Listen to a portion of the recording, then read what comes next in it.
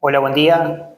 Bueno, vamos con una mañana de viernes temprano actualizando los mercados, lo sucedido y toda la revolución que hay y hubo en esta semana, eh, desde ese lunes y martes con el plazo de Trump para ponerle fin o por lo menos esa tregua que sucedió, hasta cómo los mercados lo han tomado y el reporte de luz del día de ayer. Eh, Algo interesante de ver es,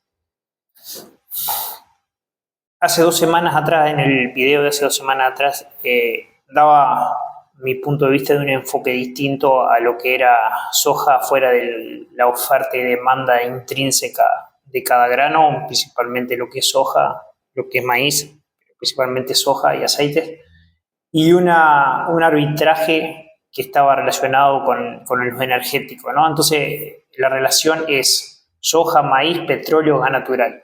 ¿Por qué? Porque los biocombustibles están haciendo hoy un paso bastante fuerte en el sostenimiento de los precios y en la dirección del energético, y eso lo linkea mucho con el petróleo. Obviamente a esto se le suma todo el tema del estrecho de Hormuz, el corte, bueno, todo lo que ya saben, haciendo que el petróleo se ponga bastante fuerte antes de la invasión o de que arrancara esta guerra entre Estados Unidos e Irán.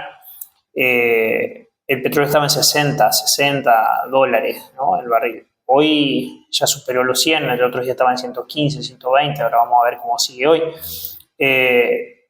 Pero el doble casi del precio que estaba antes de esto. Entonces, obviamente que ese energético está tan linkeado con los biocombustibles, va a estar afectando a los precios. A su vez, el gas natural, con la planta de gas natural licuado en Emiratos Árabes Unidos, que fue bombardeada, que significaba un 20%, un 20% del gas natural licuado del mundo, va muy de la mano con los fertilizantes. Entonces, en la producción afecta los costos y están muy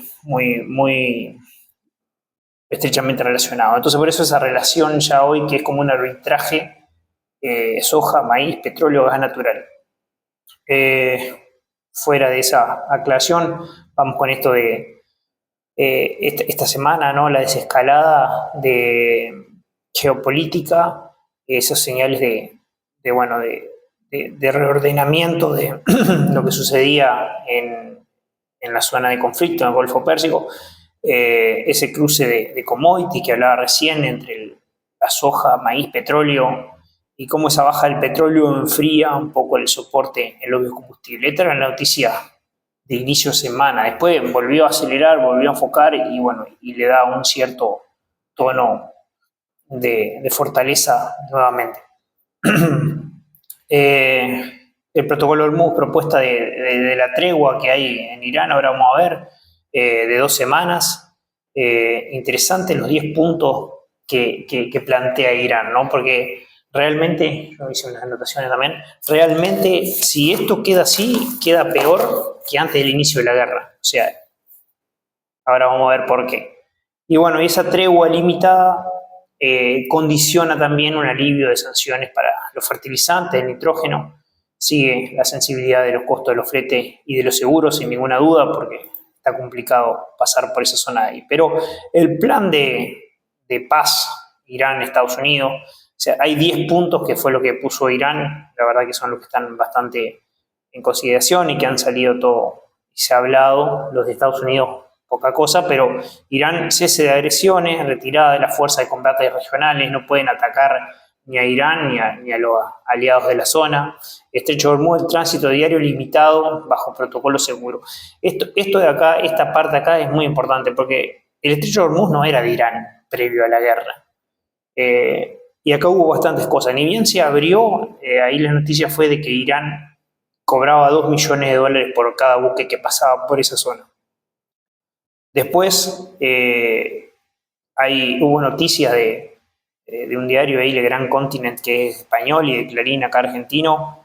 Le Gran Continent decía que había 2.000 buques esperando para pasar y que al día de ayer solo habían pasado 3 buques. y los 3 eran cerealeros, ¿no? De grano. La verdad que la apertura del estrecho no fue el tal como salió a hablar Trump y demás las noticias, ¿no? El diario Clarín dice que había 800 buques esperando, así que bueno, hay una diferencia ahí. Sanciones, el levantamiento de las restricciones financieras de la ONU, esto para Irán, obviamente, y una compensación, la creación de un fondo de inversión para reparar los daños a Irán. Estos son los puntos que se firmaron del acuerdo, ¿no? Nucleares, compromiso de no fabricación y derecho a enriquecimiento. O sea, puede enriquecer el uranio, pero sin transformarlo ya en algo para hacer bombas nucleares. La verdad que muy beneficioso para Irán y por eso mismo decía recién, o sea, si esto queda así, Irán queda con el control del estrecho de Hormuz, que realmente no era de Irán. Entonces, digo, la verdad que un acuerdo que es muy positivo de Irán, pero queda peor para el nivel internacional que previo al comienzo de la guerra, ¿no? Entonces, bueno, eso que hablaba al principio, esa transmisión de energía grano, ¿no? Lo biocombustible, petróleo baja, si el petróleo baja, se desinfla la demanda, se desinfla el bid energético, y eso presiona un poco el complejo de la soja abajo, el trigo también, todos los aceites, y lo vamos a ver porque cuando salió esta noticia, el miércoles el mercado arranca con un gap importante abajo, que el día de ayer lo recupera. Luego sale el reporte de Luzda y vuelve un poquito a caer. Pero no nos adelantemos, ya vamos ahí con eso. Costo de oferta, esto también, ¿no? Desde el punto de vista del productor, de la parte de la oferta. La energía como insumo transversal afecta el secado, el flete interno y la logística marítima. Todos los costos de oferta, no solo el productor, sino pensando el alimento como oferta que tiene que llegar a su destino, se encarece. Inflación, ya la FAO ha subido el número de su índice de precio, y eso significa una inflación en el mundo. Y la urea, obviamente, a través del gas natural, como decía yo, petróleo, gas natural, a través de soja, maíz, sin ninguna duda, todo este tema de la urea que se está hablando ahora, y el gas natural, bueno, ese costo que realmente es bastante importante, principalmente ahí en lo que estamos ahora para adelante, para el maíz y para los demás cultivos de invierno. Esto es el aceite de soja y quería decir justamente esa relación que hay. Esta baja importante la hizo el miércoles de madrugada, ¿no? O sea, cuando parecía que se iba a tranquilizar todo, se abría el estrecho de Hormuz, que era lo que se pensaba que iba a pasar. El petróleo cae abajo de los 100, de los 117 que llegó, y esto sucede con el aceite. El aceite de soja está bastante relacionado, el aceite de colza, la colza en sí, y el aceite de palma están muy relacionados, el aceite de girasol, todos los aceites, por el tema del petróleo, a través del linkeo con biocombustible. No hay otra forma de verlo, no es solo la energía para trasladar como costo de oferta, sino que es más importante la otra parte, ¿no? Y el gas natural, sucede esto, miren, el año pasado como estuvo, zona de 30, llegó a los 60 dólares el megavatio hora, o sea, en realidad bastante, una suba bastante interesante. Y bueno, eso es lo que nos encarece la urea, los fertilizantes, y difícil de ver ahora en el corto un precio bajando bastante. Con respecto al dólar, otro tema macro que impacta,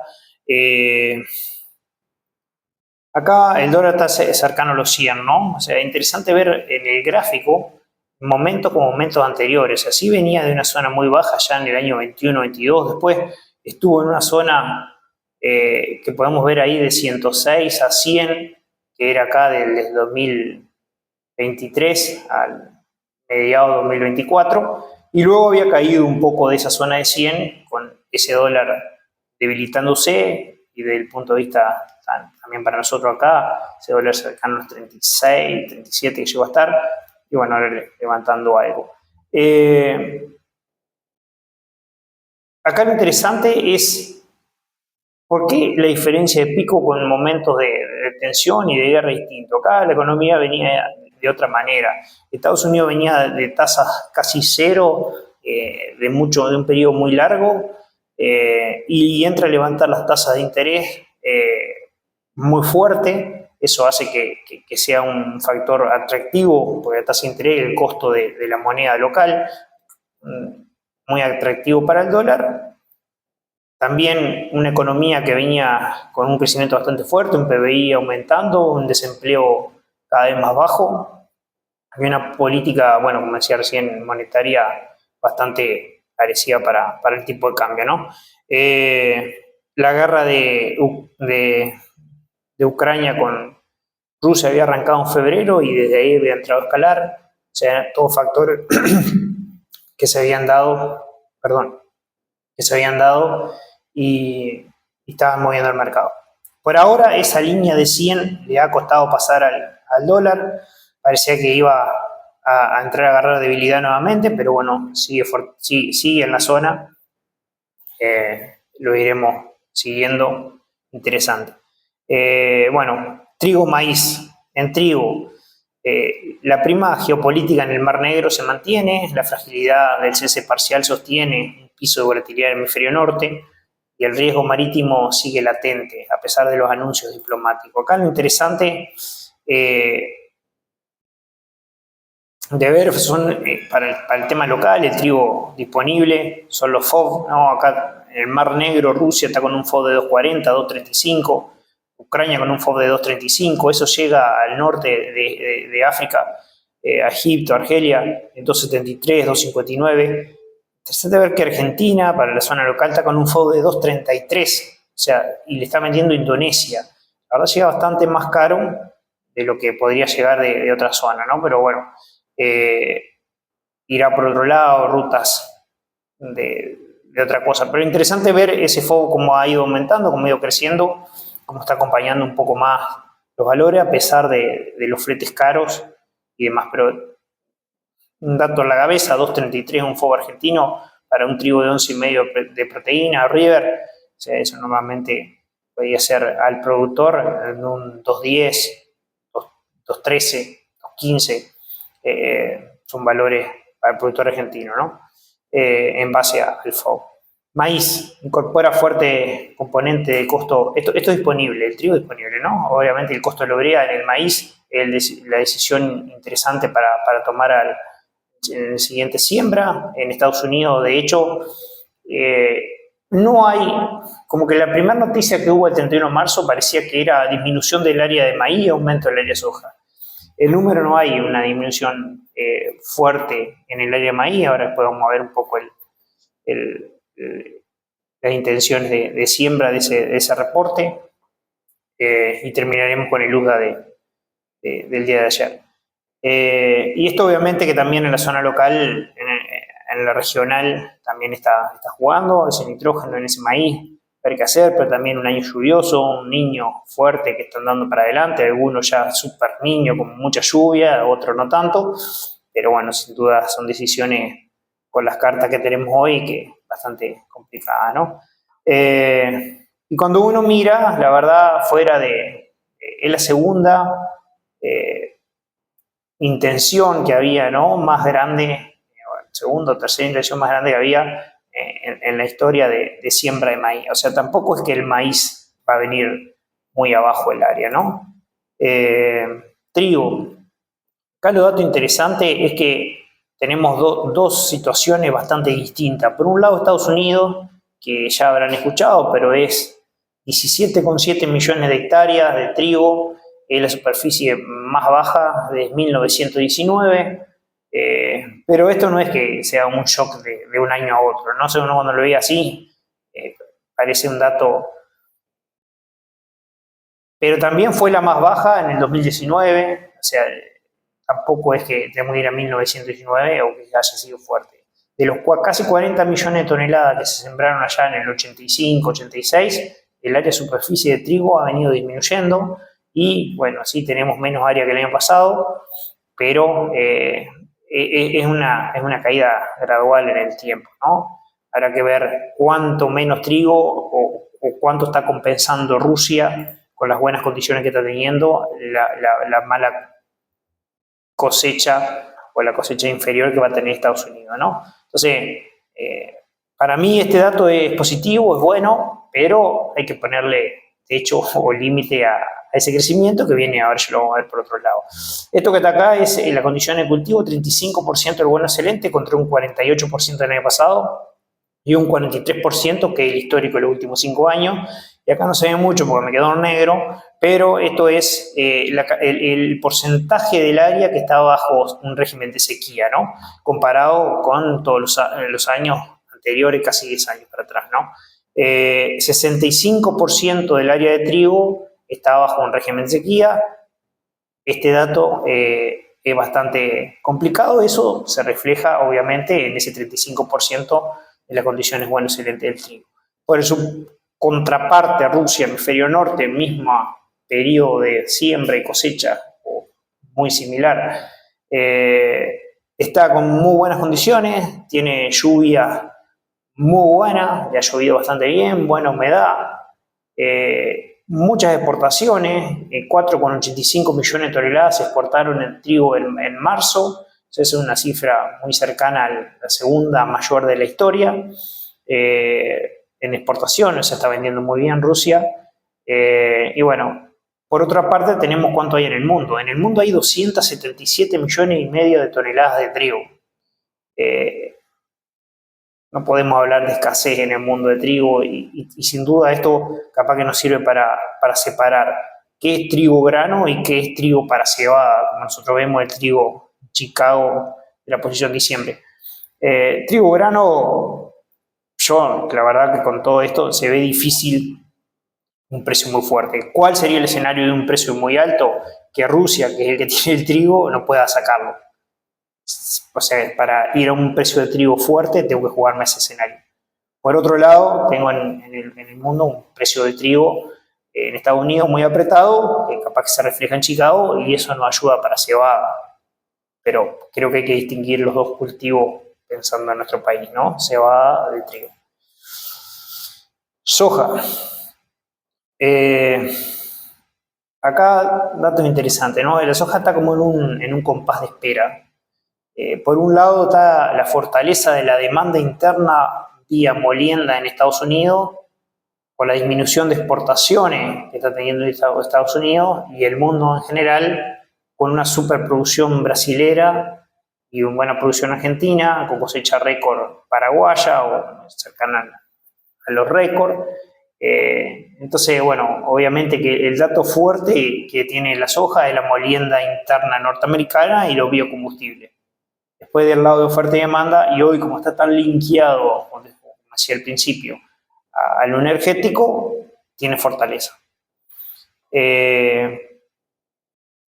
Las existencias el 1 de marzo, salieron el 31 de marzo, daban 57,29 millones de toneladas y eso es un 3% superior a la del año anterior. O sea, hay más stock en Estados Unidos de lo que había hace un año antes. Y bueno, y esto más que nada va por el lado de que las exportaciones están muy bajas, a pesar de los supuestos acuerdos que había de comprar 8 millones extra a las 12 millones iniciales entre Estados Unidos y China, quedó por ahí. Pero interesante el uso de los aceites para los biocombustibles, en toneladas, no millones de toneladas, un aumento bastante importante para los siguientes años. Y sin duda el lado de la molienda es lo que le está pegando el sostén, la fuerza al precio en Chicago. 5,86 millones de toneladas fue lo que se molió en el mes de febrero. Ahora al 15 de abril sale la molienda en marzo en Estados Unidos y es un récord de molienda, un 13% interanual.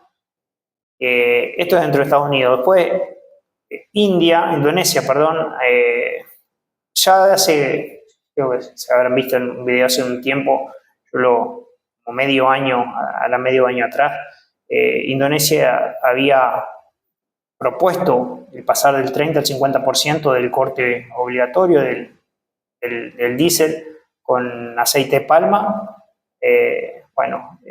parece que a partir del 1 de julio entra en vigor, ya es ley, un decreto, ley, no sé bien cómo será internamente, pero a partir del 1 de julio entra en vigor ese corte mandatorio.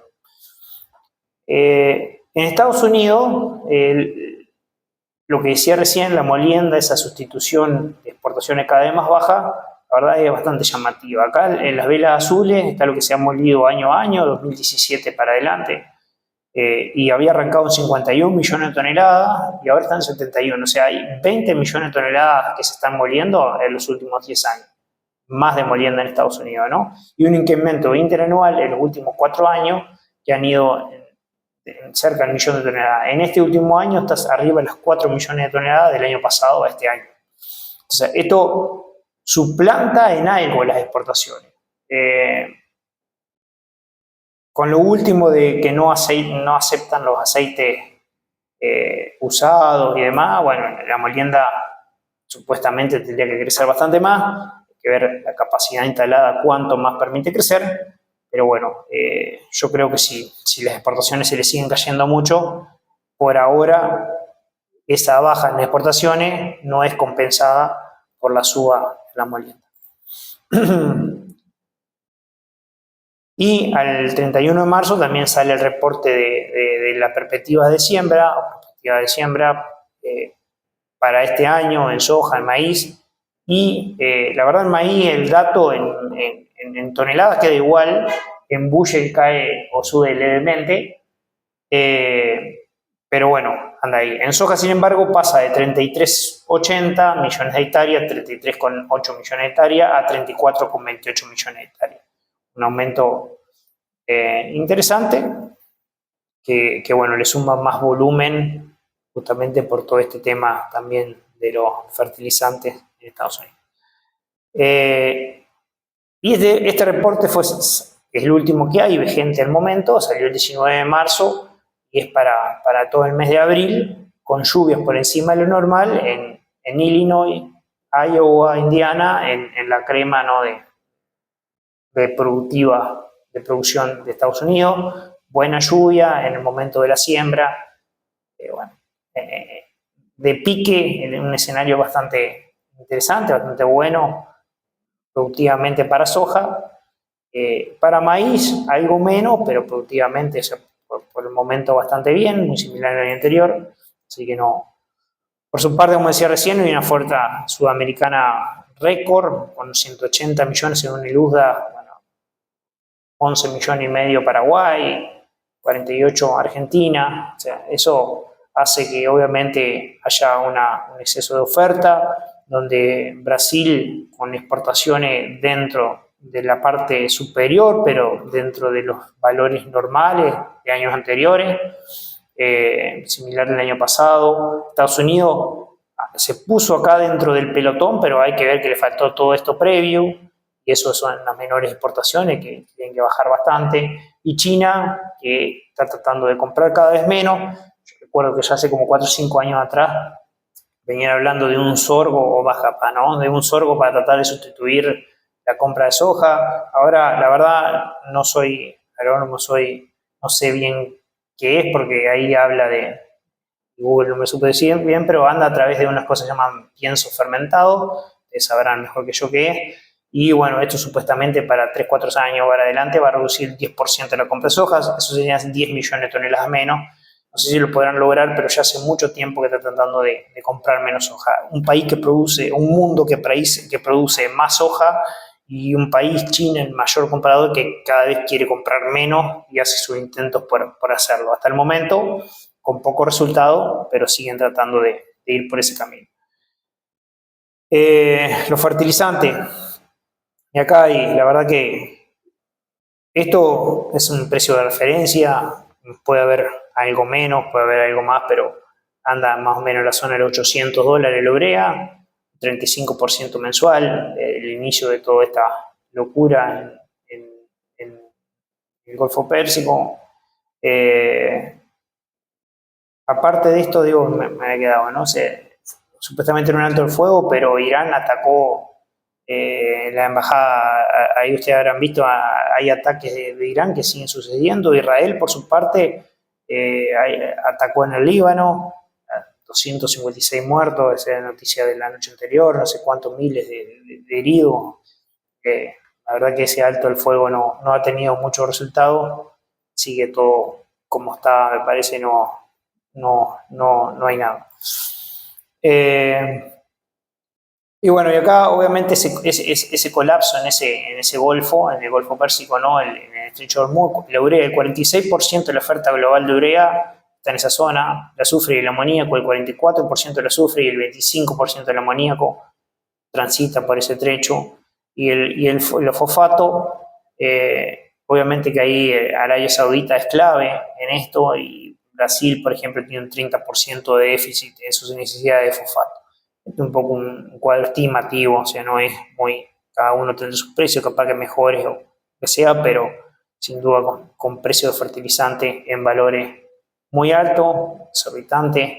Ayer hablando con uno de ustedes, capaz que ya no escucha más este video, pero porque lo tuvimos ayer conversando, pero el cambiar el precio de la urea de lo que estaba previo a esto ahora le suma más o menos $100, 90, $100 por hectárea a un cultivo de invierno, una colza, por ejemplo, que era más que nada lo que estábamos mirando, pero, o un trigo era lo que estábamos mirando, con dos aplicaciones. Así que bueno, la verdad que número que afecta bastante los costos y las decisiones. Y esto, bueno, la verdad salió por el INEA y el MEGAP a nivel nacional. Hay un incremento en la población de chicharrita y bueno, largó una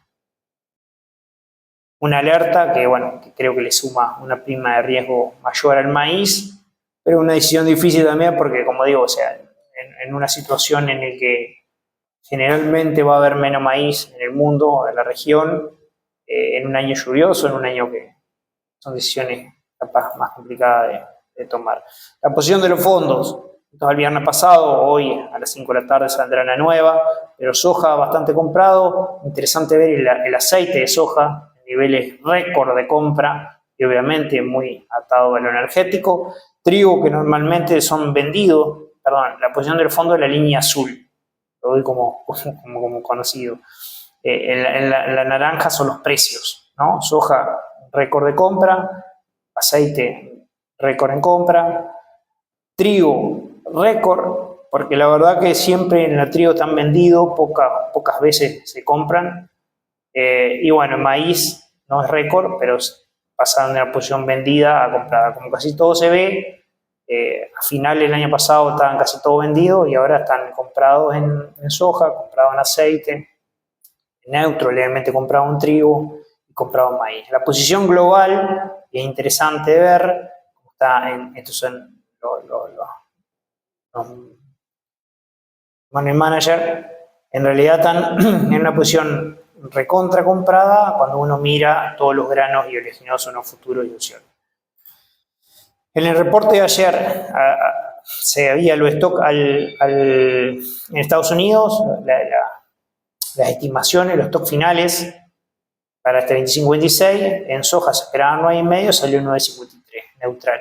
En maíz salió, se esperaba 54, salió en eso, y en trigo 25-12, 25. La verdad, bastante neutro en lo que eran los stocks finales a Estados Unidos. La producción en Sudamérica, 48,02, salió 48, 179,84 para Brasil, salió 180. O sea, bastante dentro de lo normal, Argentina con 48 y Brasil con 180, lo que sigue estimando el USDA. En el cuadro de oferta y demanda, soja, es interesante ver justamente es ese switch molienda-exportaciones, ¿no? En un área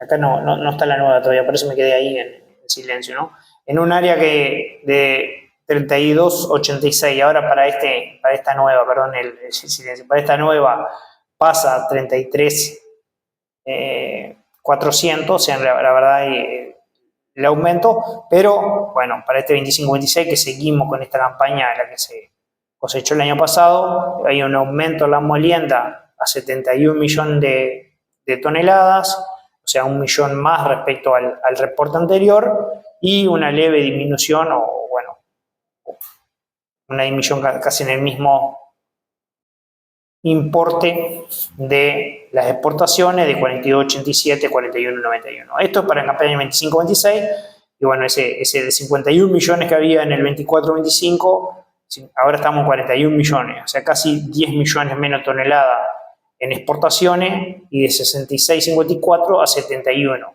sea, hay 5 millones más en molienda, o sea, ahí se cae mucho más lo que es las exportaciones de lo que aumenta la molienda.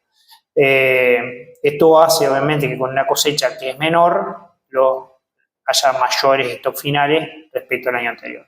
En trigo, trigo sigue bastante similar. En Estados Unidos todavía hay que ver de esta nueva 26-27, pero sigue bastante similar, 25,53, son bastante stock, muy por encima de años anteriores, con unas exportaciones que siguen en torno a las 25 millones de toneladas, no cambió nada respecto al mes anterior.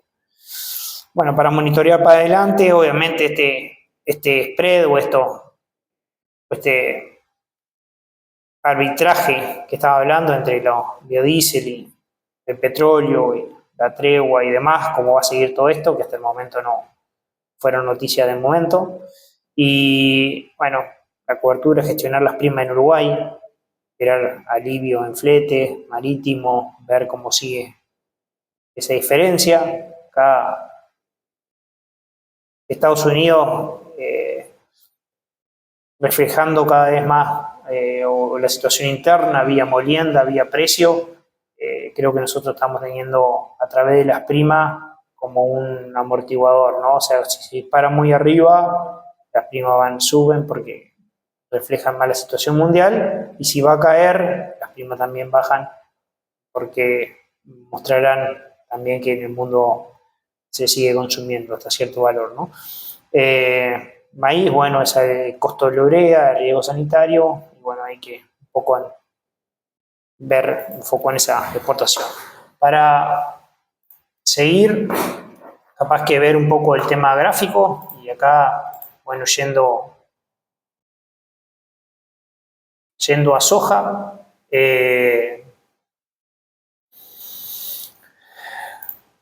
perdón, me quedé pensando de...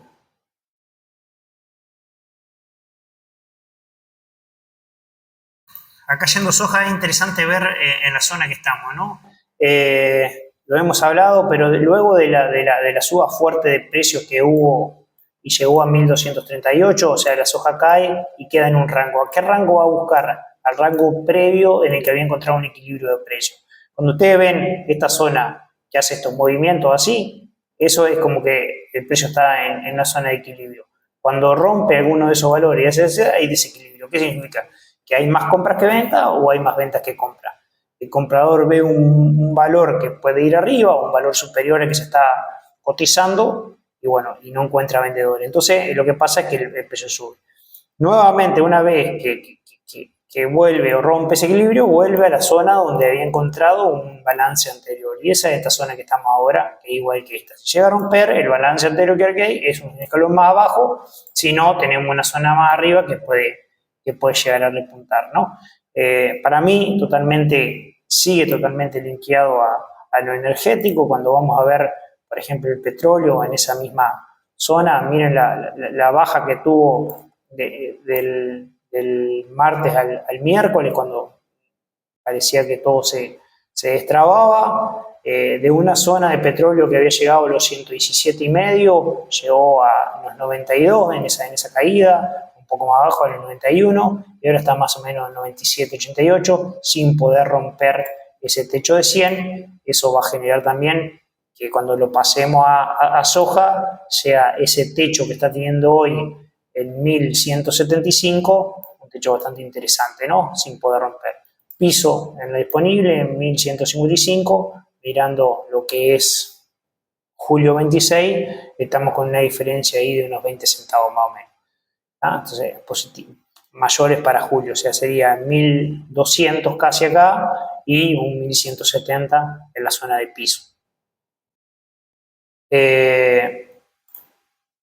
Por ahora, para mí, soja, seguir esperando, no mucho más para hacer. En trigo, en soja, ya sea en primas como en precio, yo seguiría esperando. En trigo, para cebada, acá está más complicado. Se ve que no ha encontrado ese equilibrio y venimos en una tendencia más bajista en los últimos días, la última semana. Cada vez que llega a un piso no lo aguanta y baja. Ayer el reporte, la verdad, le pegó bastante al trigo, con una caída interesante. Cuando bien sale el reporte, perdón que lo tengo acá, o sea, miren la baja que tiene, ni bien sale el reporte, esta más oscurito del día de ayer, una caída del precio del trigo, y bueno, hoy seguimos más o menos, perdón, esto maíz, una caída del precio del trigo que nos deja, que lo deja un escalón más abajo, ¿no? Interesante ver que aguante esa zona de los 568, 565, 568, para tratar de tener algún rebote o alguna mejora en precio. Acá, ¿qué hacer? Yo acá esperaría también ver cuánto puede llegar a aguantar esta zona de acá, que parece bastante importante, justamente ese 565 para redondear, pero que es disponible. En diciembre tenemos que ir a un poco más arriba, pero bueno, esos 610 en diciembre, y ver si puede pegar un rebote. Buscaría para cerrar, o sea, la zona ahí, capaz objetivo sería un 620, 630, ahora mirando diciembre. Que bueno, todavía, perdón, 630, 640, ¿no? Esa sería la primera zona, y un 650, 655 sería la zona. Llegó a 664 en el máximo, con algunos teníamos en 665. Bueno, quedó a un centavo, lamentablemente. No entró. Número redondo, a veces está bueno. Y bueno, maíz, pero la verdad que acá no correlaciona mucho con Uruguay, así que no. Agarró un canal más bajo, habrá que esperar, habrá que ir. Lo que sí capaz que podemos terminar, perdón que ese no lo tenía, así que lo pongo acá, es con algo de colza. Esta es la colza de febrero 2027, ya mirando esa posición, perdón que ahí tenía unas anotaciones. Para borrar esto, acá. Los techos de la colza 2027 son 505, 507 euros. ¿Vamos? O sea, tengo un piso de corto que anda en la zona de 486. Ahora, como se ve, arrancó esta zona, está en el medio, está esperando. Si el mercado repunta por algo, yo creo que un buen precio para tirar esa orden justamente es el 506 euros, ¿estamos? 506 euros. Eso es un tipo de cambio de momento que está en 1.1750, lo ven acá, 1.1750, o sea, eso nos está dando una una colza muy cercana, 1,17. Esto nos está dando una colza muy cercana a los 585 euros, o sea, está dejando, dependiendo de las primas, un 520, 525 para el productor en Uruguay.